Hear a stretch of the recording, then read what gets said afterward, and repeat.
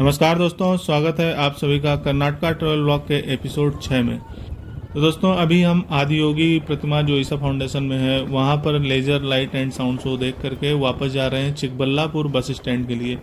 ये लगभग 15 किलोमीटर का सफ़र है और हमें 8 बजे ऑटो मिल गया था, मतलब मिल तो पहले गया था लेकिन 8 बजे पार्किंग से निकला है और हमें यहाँ चिकबल्लापुर बस स्टैंड पहुँचने में लगभग आधे घंटे का समय लगता है। ये रास्ते में देखिए दोस्तों, जो हम जा रहे थे तब भी ये गेट पड़ा था। आप पिछले वीडियो अगर आपने देखा है तो आपको पता होगा, उस समय लाइट नहीं चल रही थी, लेकिन अभी देखिए लाइट जल रही है और ऊपर कन्नड़ा में कुछ लिखा हुआ है।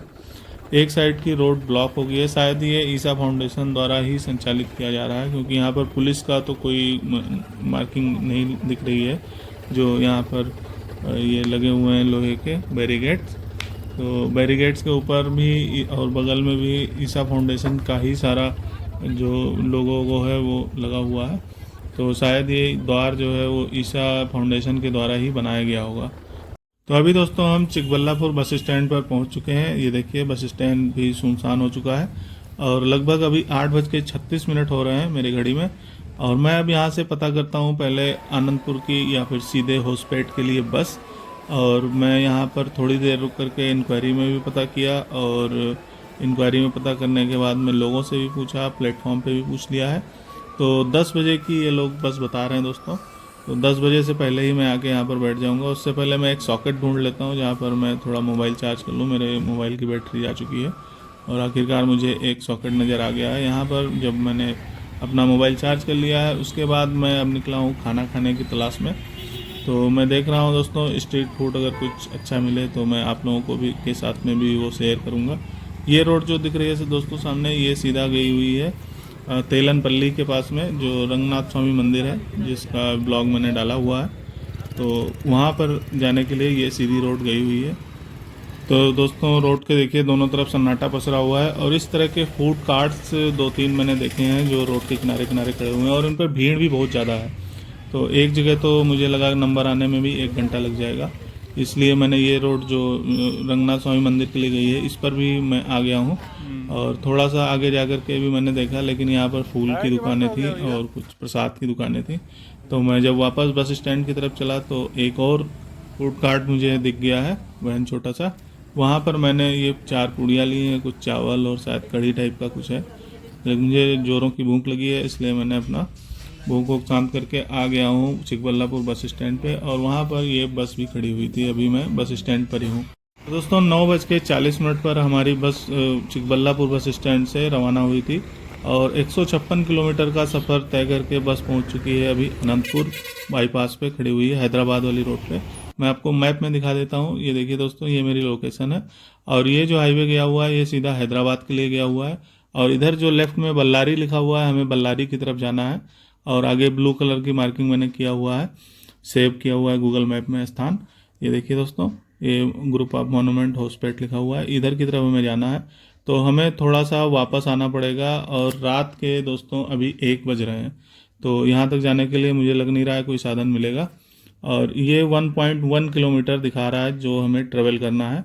मैंने यहाँ पर जो लोकल लोग 2-4 खड़े थे ऑटो वाले, उनसे, ऑटो वाले तो नहीं थे, टैक्सी वाले जो थे उनसे मैंने पूछा तो उन्होंने बताया कि 1 किलोमीटर आपको वॉकिंग करके जाना होगा और रात में बाकी कोई साधन मिलने का चांस नहीं था। तो मैं 1 किलोमीटर की वॉकिंग करके, हाईवे है, प्रॉपर हाईवे है और उसके बगल में सर्विस रोड है, ट्रैक व्रैक भी चल रहे हैं। तो मैं सावधानीपूर्वक पहुंच चुका हूं अभी इस लोकेशन पर। और इस लोकेशन पर आने के बाद में देखिए दोस्तों घोर सन्नाटा पसरा हुआ है। यहाँ पर कोई बस का भी आवागमन नहीं है, कुछ कुछ बाइक या कभी कभी टैक्सी या इस तरह की चीज़ें ही दिख रही हैं। और सामने मैं आपको दिखाता हूँ, वीडियो मोड में दोस्तों सही से इमेज नहीं आ रही थी, दिखने में विजुअल नहीं हो रही थी।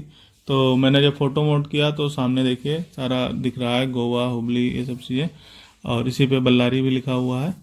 तो दोस्तों यहाँ पर लगभग 1 घंटे व्यतीत करने के बाद मुझे अभी एक पेपर, जो सुबह सुबह न्यूज़पेपर वाली गाड़ियाँ निकलती हैं, वो गाड़ी मुझे मिल गई है और लगभग 100 किलोमीटर का सफ़र करके वो मुझे उतारेगी बल्लारी में। और मैं अभी पहुँच चुका हूँ बल्लारी में दोस्तों। इसी गाड़ी से मैं आया हूँ, देखिए न्यूज़पेपर उतर रहे हैं और जो पीछे की तरफ गाड़ी खड़ी है उससे मैं आगे की यात्रा करूँगा, यानी कि बेल्लारी से होसपेट तक की। और अभी मैं पहुंच चुका हूं दोस्तों होसपेट बस स्टैंड के बाहर। इस गाड़ी से मैं आया हूं जो सुमो खड़ी हुई है और यहां पर मैं एक ले रहा हूं चाय। सुबह सुबह एक ही दुकान मुझे सामने खुली मिली थी जहाँ पर मैं चाय पी सकता था। और उसके अतिरिक्त दोस्तों बहुत सारी दुकानें हैं, लेकिन वो बस स्टैंड से थोड़ी थोड़ी दूर पे हैं। और इस बस स्टैंड पे लगभग मैंने 1 घंटे प्रतीक्षा किया और उसके बाद मुझे मिल गई है ये बस। जब मैं बस स्टैंड पे खड़ा था दोस्तों, तो उस समय मुझे बहुत सारे टैक्सी वालों ने अप्रोच किया। उनका चार्ज लगभग 2000, 2500, मिनिमम 1800, इस तरह से मेरी बार्गेनिंग चली उनकी। लेकिन तब तक के बस आ गई और मैं बस में सवार हो चुका हूँ। और बस का किराया दोस्तों मात्र 10 रुपये, और ये लगभग आधे घंटे के अंदर अंदर पहुँचा देगी, क्योंकि मात्र 13 किलोमीटर की दूरी पर होसपेट से हम्पी पड़ता है। तो दोस्तों बजट ट्रिप के लिए बस का ऑप्शन ही बेहतर है।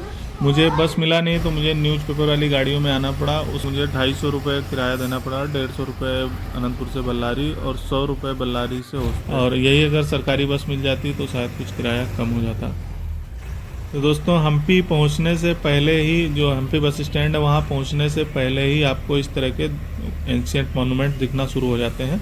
और ये पूरा का पूरा हम्पी जो बड़ा सा विलेज है, या आप इसको टाउन मान लीजिए, ये पूरा का पूरा संरक्षित है। तो चारों तरफ आपको रेलिंग्स दिखेंगी जो ASI द्वारा प्रोटेक्टेड मॉन्यूमेंट के बाहर लगाई जाती हैं। और आपको दूर दूर पहाड़ियों पर इस तरह के मंदिर दिखते रहेंगे।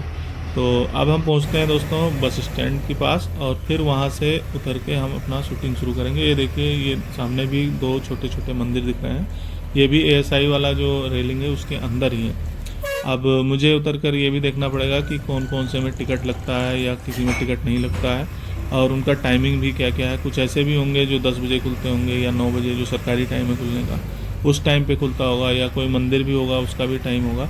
तो ये सारी चीज़ें दोस्तों हम बस स्टॉप पे उतर कर फिर लोगों से पूछ करके फिर आगे की ओर चलेंगे। और ये भी देखेंगे कि यहाँ घूमने के लिए अगर कोई स्कूटर, बाइक या इस तरह का कोई 500 रुपये, 600 रुपये में मुझे मिल जाता है, तो मैं उसको किराए पर ले करके और दिन भर में ये पूरी ट्रिप कंप्लीट करके और फिर वापस हम चलेंगे होसपेट, और वहाँ से बादामी की अपना बस लेंगे, या फिर कोई टैक्सी या कुछ जो भी मिल जाता है हमें जल्दी से जल्दी पहुँचाने वाला, उसमें हम सवारी करेंगे। मतलब अगर 10, 20, 50, 100 रुपये का अंतर होता है किराए में तो कोई बड़ी बात नहीं है।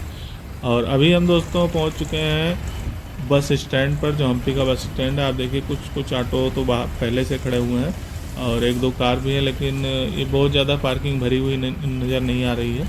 बहुत कम गाड़ियाँ हैं अभी। और जो रेडी पटरी वाली दुकानें हैं, वो भी दुकानें अभी धीरे धीरे करके खुल रही हैं। अभी बहुत ज़्यादा यहाँ पर पर्यटक भी नहीं आए हैं और दुकानें भी नहीं खुली हैं। तो अभी समय हो रहा है दोस्तों 7:20, और मात्र 20 मिनट लगा है हमें होसपेट से यहाँ तक आने में। तो ये सामने दोस्तों एक बड़ा सा गेट दिख रहा था, तो इसी की ओर मैं सबसे पहले चल दिया। आसपास कुछ खंडहर भी दिख रहा था, और विरूपाक्षी मंदिर जाने का यही रास्ता है। उसी के बाहर दोस्तों ये नाश्ता बेच रहे थे अपने स्कूटर पर, तो हमने ये ले लिया है दोस्तों। और यहाँ पर नाश्ता करने के बाद हम ऑटो से चल दिए हैं हम्पी को घूमने के लिए। तो दोस्तों नेक्स्ट एपिसोड से हम हम्पी के एक एक पॉइंट को देखना प्रारंभ करेंगे और उसके इतिहास और महत्व के बारे में जानेंगे। तो मिलते हैं दोस्तों अगले वीडियो से। तब तक के आप इस चैनल पर नए हैं तो सब्सक्राइब जरूर कर लीजिए। इस वीडियो को लाइक करना मत भूलिएगा। नमस्कार।